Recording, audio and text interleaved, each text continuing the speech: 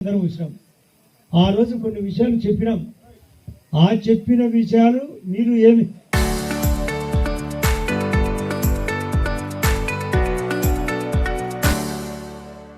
ఆ రోజు చెప్పినట్టు ఏం చెప్పినాం, మీ మనసులో ఏముంది, ఇంకా రేపు కొన్ని సిమెంట్ ఫ్యాక్టరీలు కూడా రాబోతారనే ఉద్దేశంతోనే ఆ సిమెంట్ ఫ్యాక్టరీ గ్రామస్తులు కూడా వచ్చారు ఇక్కడికి.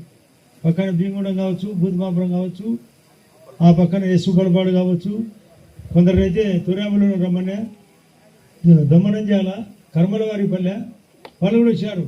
కారణం ఇవన్నీ రేపు రాబోయే రోజుల్లో రాబోయే సిమెంట్ ఫ్యాక్టరీలు. ఈ విషయాలు ఇక్కడ ఉండేది క్లియర్ అయితే మీకు అర్థమవుతుంది. ఇప్పుడు ఏం చర్చ జరిగింది, ఈ చర్చలో ఉపయోగమైంది, రేపు మేము ఫ్యాక్టరీలు పెడితే మేము ఎట్లా లబ్ధి పొందాలా, మీ మనసులో మాటలు కూడా కనుక్కోవాలనే ఉద్దేశంతో ఈ చర్చ వింటే ఆ చర్చకు దారితీస్తుంది. దానికి అందరినీ రమ్మనేది. ఇది 100% పూర్తి చేస్తేనే వాళ్ళ ఫౌండేషన్కు ఉంటుంది, లేకుంటే ఆ ఫౌండేషన్ జరగదు. మీరు అనుకునే కోరికల కంటే నేను మళ్ళీ చివరిలో మేము మాట్లాడతాం. కాబట్టి ఫస్ట్ స్వేచ్ఛ, మీరు క్లియర్గా మాట్లాడండి. మీరు మోమాటపడి మాట్లాడకపోతే మీరు ప్రిపేర్ చేశామా రామజన్ అందరినీ ఏమేమి అడగాల ఏం కథ. వాళ్ళు నిన్న రామ్ సుబ్బారెడ్డి మరొకరు విలేకరుల సమక్షంలో ఉన్నారు. వాళ్ళు ఏం చెప్పినారు అది ప్రిపేర్ చేయించినాం. ఆ రోజు 27వ తేదీ మార్చి 27 పోయిన ఈ 2025 ఏం జరిగింది, పక్కనే దుగ్గనపల్లె బాధ్యత ఎంత, ఉద్యోగాలు రేపు ఎట్లా, స్కిల్ సెంటర్ ఎట్లా, చదువు అయితే ఎట్లా, ఆరోగ్యం అయితే ఎట్లా. ఆ నవాబేటకు పక్కన పోయేటప్పుడు కిందకు భీముడం పోయేదానికి దానికి రైల్వే ట్రాక్ అడ్డం వస్తుంది. దానికి ఓవర్ బ్రిడ్జ్ కానీ అండర్ బ్రిడ్జ్ కానీ ఏమి ఏర్పాటు చేయాలి. ఇది కట్టే లోపలే అది వేయాలి. వాళ్ళు కూడా అధికారులు కూడా వాళ్ళు కూడా దానికి సంబంధించిన వాళ్ళ స్టాఫ్ కూడా వస్తారు, దాని మీద స్టాఫ్ కూడా. ఇంత లోపల సీఎం గారి ప్రోగ్రామ్ మిమ్మల్ని 5కి రమ్మంటే లేట్ అవుతుందనే మేము వచ్చాం. వాళ్ళు వస్తారు ఇంత లోపల. మీకు చర్చ పెట్టండి, ఈ లోపల మీ ఐడియాలు ఏంటి. పోతున్నటువంటి మీ అందరికీ కూడా ఒక హక్కును కల్పిస్తూ మాట్లాడుతున్నాను. ఇది ఎవరో దయాదాక్షిణ్యంతో లేకపోతే ఒక కంపెనీ వాళ్ళ యొక్క దయాదాక్షిణ్యంతో జరిగేది కాదు. ఇది చేయాల్సినటువంటి బాధ్యత వాళ్ళ పైన ఉంది, చేయించే బాధ్యత కూడా మా పైన ఉంది. సో అది మీ అందరికీ కూడా ముందుగా నేను తెలియదలుచుకున్నాను. అలాగే దీంట్లో ఒక 5 ముఖ్యమైనటువంటి అంశాలు మొదటి నుంచి కూడా మీ అందరూ నా దృష్టికి తీసుకొస్తా ఉన్నారు. ఈ 5 విషయాల్ని కూడా 1 by 1 బ్రీఫ్గా మీ అందరికీ కూడా చెప్పదలుచుకున్నాను. ఒకటి, దుగ్గనపల్లి గ్రామానికి సంబంధించి పూర్తి స్థాయిలో రీహాబిలిటేషన్కి దీంట్లో పొందుపరచడం జరిగింది. ఓకే, తర్వాత పునరావాసం కల్పించడానికి, మార్పు చేయడానికి, గ్రామాన్ని ఇక్కడి నుంచి తరలించడానికి దాంట్లో మనం నిర్ణయం తీసుకోవడం జరిగింది. ఈ గ్రామాన్ని ఎక్కడికి తరలిస్తాము అనే దానిపైన కూడా మీ గ్రామాల్లో అసలు ఎన్ని కుటుంబాలు ఉన్నాయి, అర్హత కలిగినటువంటి ఎన్ని కుటుంబాలు ఉన్నాయి అనేటువంటి సర్వే కూడా మీకు ఆర్డీఓ గారు తహసీల్దార్ గారు మీకు గత 3-4 రోజులుగా మీరు పూర్తి చేయడం జరిగింది.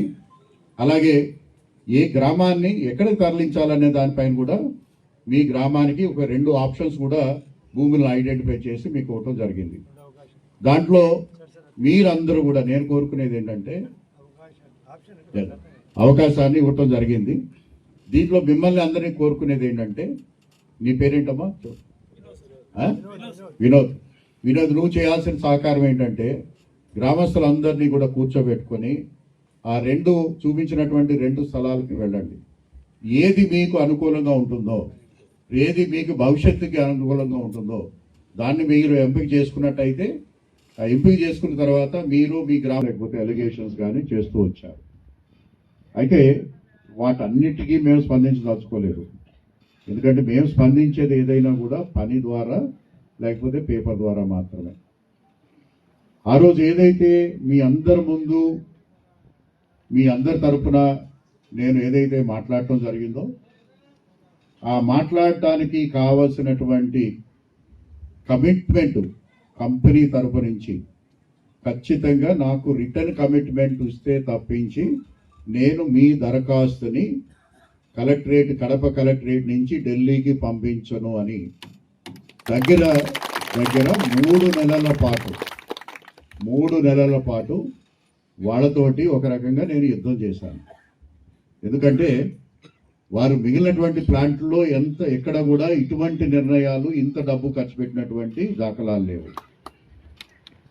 అయితే కంపెనీలు ఎప్పుడు పెద్దవే కదా, ఢిల్లీ నుంచి ఉంటారు, వాళ్ళు ఢిల్లీలో కంప్లైంట్ చేశారు నా మీద, గౌరవ ముఖ్యమంత్రి గారి దగ్గర కూడా కంప్లైంట్ చేశారు, ఈ కలెక్టర్ మాకు సహకరించట్లేదు, ఈ కలెక్టర్ మాకు మా కంపెనీ యొక్క దరఖాస్తుని పంపించట్లేదు అని కూడా దరఖాస్తు చేశారు. I don't care.